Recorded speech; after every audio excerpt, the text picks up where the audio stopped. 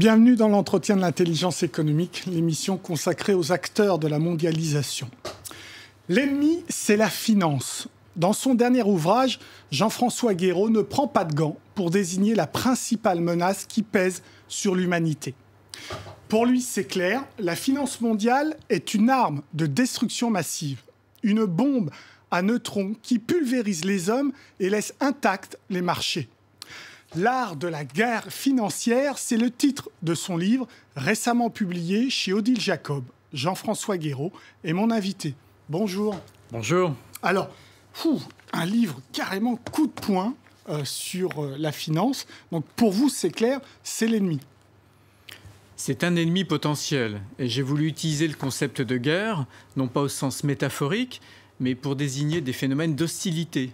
Parce que la finance, les grandes institutions financières sont devenues des puissances et parfois, certains de leurs acteurs ont des pratiques d'hostilité à la fois à l'égard des peuples et des États. Alors pourquoi la finance mène-t-elle cette guerre économique ? La cause historique en est bien connue, encore faut-il la rappeler, c'est la mondialisation, dérégulation financière qui est née de politiques publiques à partir des années 80 aux États-Unis, en Amérique du Nord, puis ensuite en Europe et à travers le reste du monde. Et à partir de là, le génie, le mauvais génie est sorti de la lampe. Et ces grandes institutions financières ont maintenant la bride sur le cou, c'est-à-dire qu'elles ont beaucoup de liberté, elles ont moins de contrôle, moins de surveillance, elles inventent des produits financiers, tout ça leur donne du pouvoir, et ça a provoqué un rééquilibrage, voire parfois un renversement de pouvoir vis-à-vis du politique. Alors, vous désignez quand même dans cette guerre financière un acteur principal. Vous dites que c'est le maître de cette guerre, ce sont les États-Unis. Pourquoi ? La première puissance économique du monde a pris en 1971 une décision cardinale, comme vous le savez, c'est la fin de la parité du dollar avec l'or. Pourquoi ? Parce que les Américains n'arrivaient plus à financer leur fantastique déficit. Et à partir de là, Wall Street est devenue une pompe à finance mondialisée.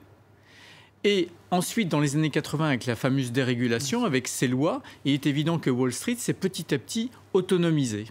Autonomisé même par rapport à l'État fédéral américain. Alors, les rapports entre Wall Street et l'État fédéral américain sont d'une extrême complexité. C'est à la fois de la coaction, de la complicité, de la symbiose. Mais on l'a très bien vu dans la crise de 2008. Les banquiers de Wall Street, américains ou européens, sont la cause de cette crise financière en partie frauduleuse, comme je l'ai expliqué dans d'autres livres. Et pourtant, ces mêmes banquiers sont ressortis encore plus puissants de cette crise. Alors, pour être bien clair, vous n'êtes pas un théoricien du complot. Il n'y a pas aux États-Unis, quelque part, quelqu'un qui tire les ficelles. C'est plus compliqué que ça. Non, il n'y a évidemment nul complot. C'est simplement un secteur, un très vaste secteur qui, petit à petit, a gagné en puissance et de manière tout à fait ouverte. Car en réalité, rien n'est caché, rien n'est dissimulé. Il y a certes beaucoup de technicité, donc cela crée de l'opacité quand on ne veut pas s'y intéresser. Mais rien n'est caché, rien n'est dissimulé. À qui profite ce crime ? Tout d'abord aux financiers eux-mêmes et surtout la dérégulation de manière globale a profité aux élites du Nord et du Sud, car la dérégulation et la mondialisation, ce sont des politiques publiques pensées par des élites et au profit des élites, parce que tout cela a produit un fantastique transfert de richesse dans un mécanisme de prédation des couches sociales les plus basses de la société vers le haut de la pyramide. On redécouvre quoi ? Que la lutte des classes existe, tout simplement. Alors, en quoi certaines pratiques, qui semblent de plus en plus courues, sont criminelles ? Alors, on a beaucoup de mal à mettre ces concepts juridiques de criminalité sous ce que l'on désigne en général, ce que les économistes désignent sous le caractère de dysfonctionnement. Bon, mais on le voit bien dans la crise des subprimes, quand vous distribuez des prêts à des pauvres qui ne pourront jamais les rembourser, ce sont bien des prêts prédateurs et ce sont des prêts qui étaient perclus à l'intérieur d'abus de confiance, d'escroquerie, d'abus de faiblesse. Donc à chaque fois qu'on soulève le couvercle, qu'on enlève la petite explication économique qu'aime tant la science économique, vous savez, nos prix Nobel, et qu'on y met une autre loupe, un autre éclairage, celui de la criminologie, on voit que la réalité est un peu différente et on voit de la fraude là où jusqu'à présent on n'y voyait que des dysfonctionnements, de l'asymétrie d'information ou ce type de billevesée. Dans vos précédents livres, vous parliez de capitalisme criminel. Est-ce qu'on peut parler de la finance criminelle ? Est-ce qu'il y a des liens entre les mafias et la finance ?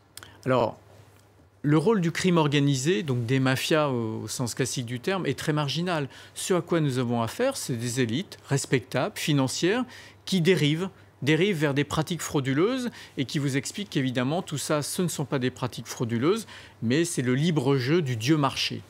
Alors vous avez des termes très très forts, hein. Vous parlez de guerre contre les pauvres, vous dites que ce sont des populations naïves et que certains États ont le pistolet sur la tempe par les marchés.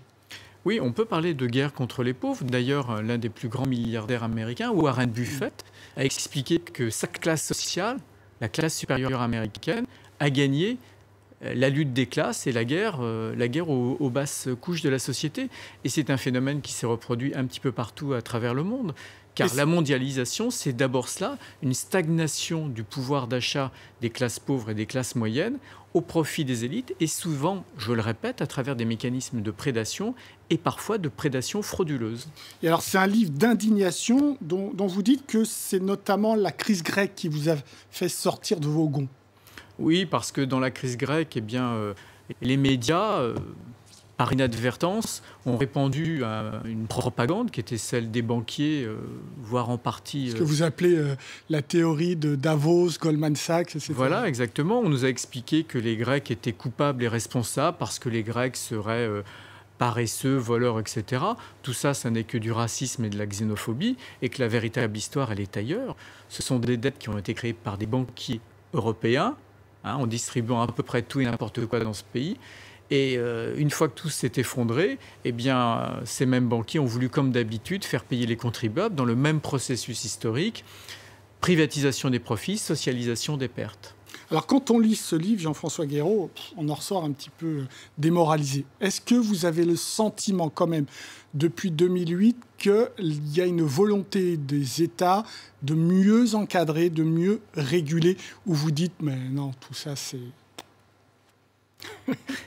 Il y a des discours politiques, je serais tenté de dire des rodomontades politiques, mais quand vous regardez concrètement ce qui se produit, vous voyez que la plupart des lois dites de re-régulation qui ont été votées aux États-Unis, en Europe ou ailleurs, n'ont qu'un effet superficiel et cosmétique. Voilà. Dans ce rapport de puissance entre le politique et le financier, pendant encore certainement quelques décennies, a gagné.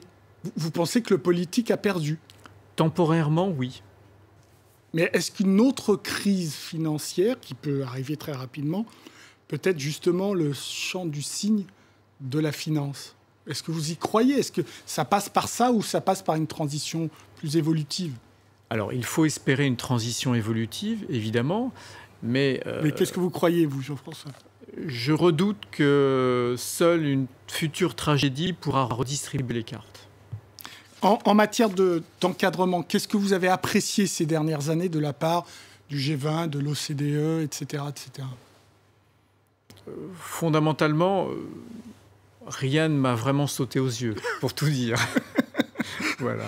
Donc pour vous, il n'y a pas de réelle volonté politique pour encadrer ces marchés et stopper cette guerre? Ce que l'on sent très bien, c'est de la part des pouvoirs politiques beaucoup d'ignorance et surtout de crainte révérentielle. Ignorance volontaire ou... Peu importe la cause de l'ignorance, mais on sent qu'il y a un vrai déséquilibre d'information, de technicité, qui n'est pas un mince sujet malgré tout. Ouais. Et puis, comme je le disais à l'instant, il y a surtout beaucoup de crainte révérentielle, c'est-à-dire ces banques aujourd'hui arrivent à discipliner des États et des classes politiques qui très souvent se sont mis dans des situations de dépendance extrême. Alors vous le dites aussi dans ce livre, ça passe par le fait de maîtriser les médias. Oui, vous voyez bien qu'une des évolutions majeures de la médiasphère un peu partout à travers le monde, et c'est en particulier vrai en France, c'est que ces médias sont de plus en plus achetés ou rachetés par des milliardaires, des oligarques, des multinationales bancaires et financières.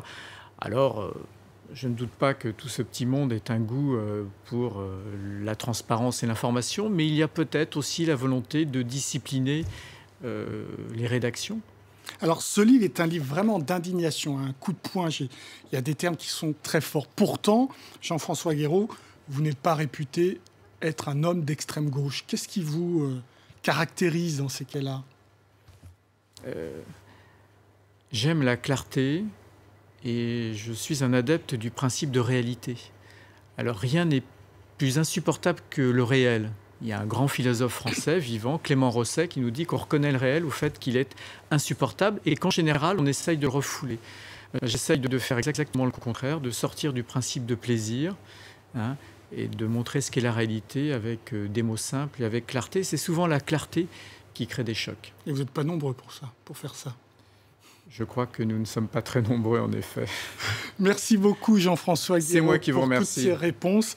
L'entretien est terminé, mais comme d'habitude, vous pouvez le retrouver sur france24.com. En attendant, restez avec nous, car l'information, évidemment, continue sur France 24. Au revoir.